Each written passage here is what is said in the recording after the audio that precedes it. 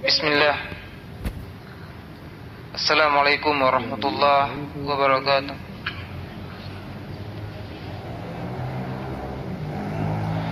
Bab ikramu ahli baiti Rasulillah sallallahu alaihi wasallam wa bayanu fadlihim.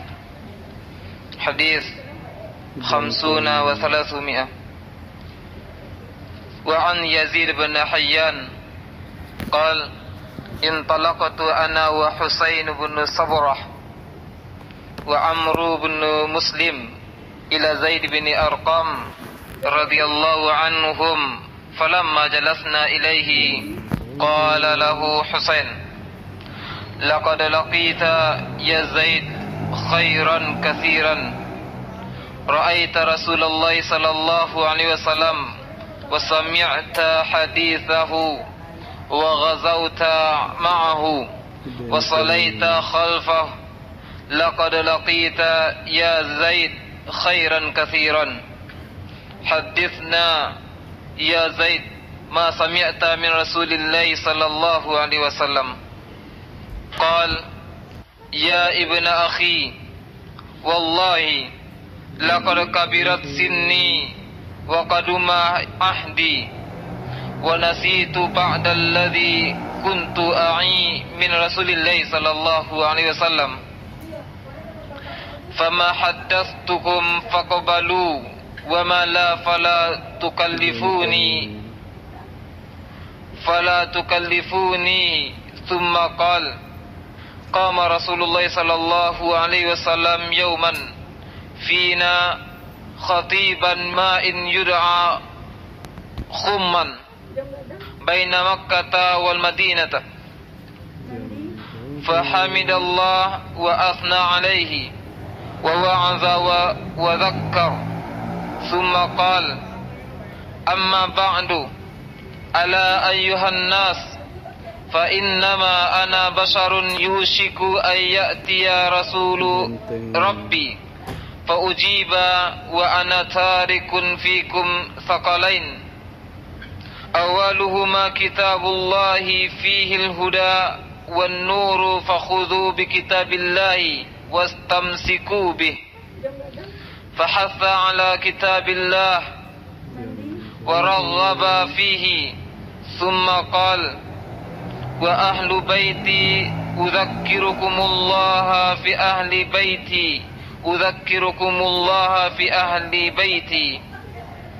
فقال له حسين ومن أهل بيته يا زيد أليس نساؤه من أهل بيته قال نساؤه من أهل بيته ولكن أهل بيته من حرم الصدقة بعده قال ومن هم قال هم آل علي وآل عقيل وآل جعفر وآل عباس قال كل هؤلاء حرم الصدقة قال نعم رواه مسلم وفي رواية ألا وإني تارك فيكم ثقلين أحدهما كتاب الله وهو حبل الله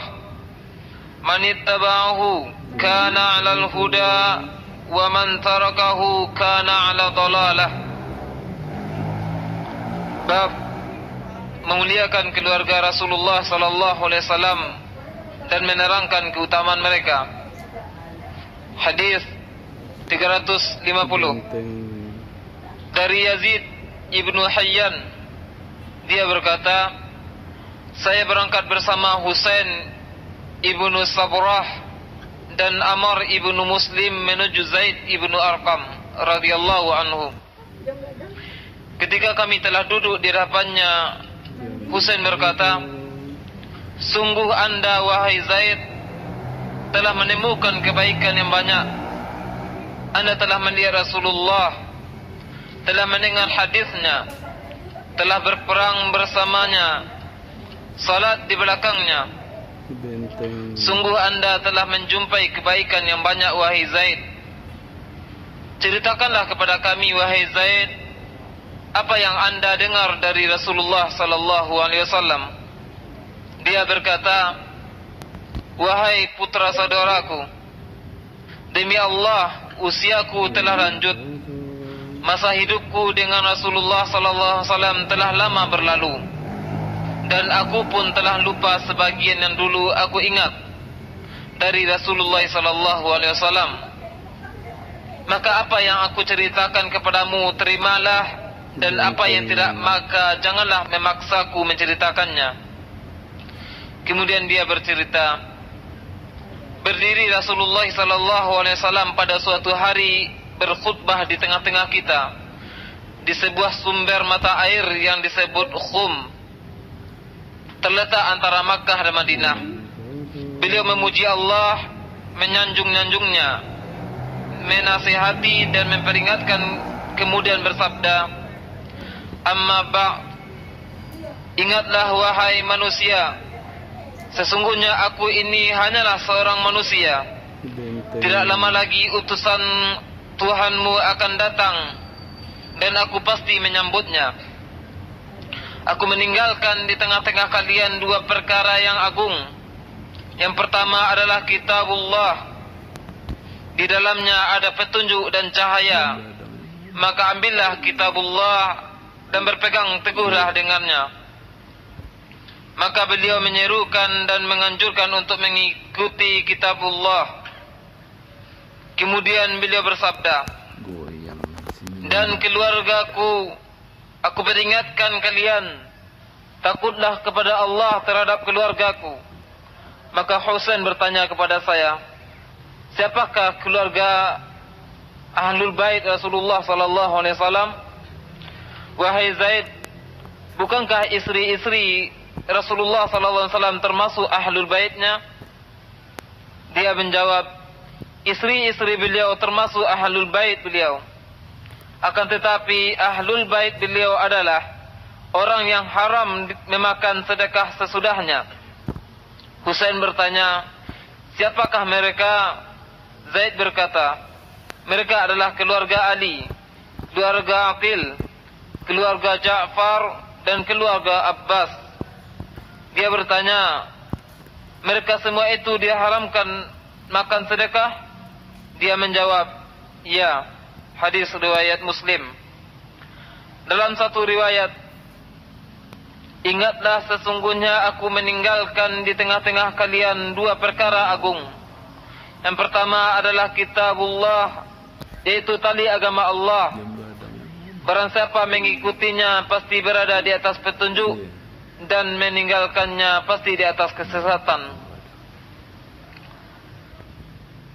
Hadis wahid wa khamsuna wa thalathumiyah. Wa an ibni Umar radhiyallahu anhuma an Abi Bakr Siddiq radhiyallahu anhu mauqufan alaihi annahu qala urqubu Muhammadan sallallahu alaihi wasallam fi ahli baiti, rawahu al-Bukhari. Hadis 351 dari Ibnu Umar radhiyallahu anhuma, dari Abu Bakar As-Siddiq radhiyallahu anhu, secara mauquf dia berkata, perhatikanlah Muhammad sallallahu alaihi wasallam dalam ahlul baitnya. Hadis riwayat Bukhari. Bismillahirrahmanirrahim. Alhamdulillahi rabbil alamin, wassalatu wassalamu ala ashrafil anbiya'i wal mursalin, وعلى آله وصحبه وسلم تسليما كثيرا إلى يوم الدين وبعد. Jemaah yang dirahmati Allah, menyambung apa yang kita sampaikan pada minggu lalu, yaitu syarah dari hadis Yazid bin Hayyan yang diriwayatkan oleh Husain bin Sabrah radhiyallahu anhum ajma'in, bahwasanya Rasulullah sallallahu alaihi wasallam